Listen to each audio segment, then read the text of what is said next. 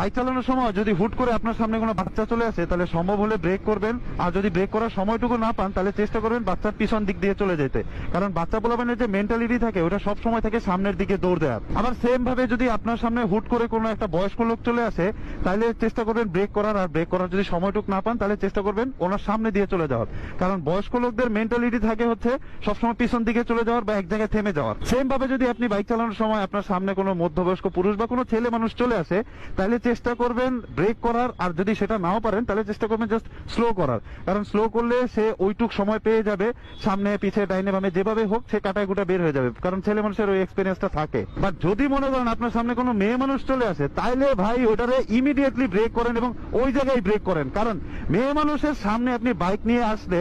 আপনি সামনে যান পিছনে যান, ব্রেক না করলে আপনি যেভাবে যান ও প্রথমে ডাইনে যাবে, তারপর বামে যাবে, পারলে উপরে যাবে, নাহলে নিচে যাবে, এরপরে ওই জায়গায় দাঁড়ায় থাকবে, কানের মধ্যে হাত দিবে, চোখে হাত দিবে, বলবে ও মাই গড। আর যদি কোনোভাবে ওইখান থেকে বাইকটা ফিরতে পারেন তাহলে যাওয়ার সময় ওই মেরে অবশ্যই একবার বলবেন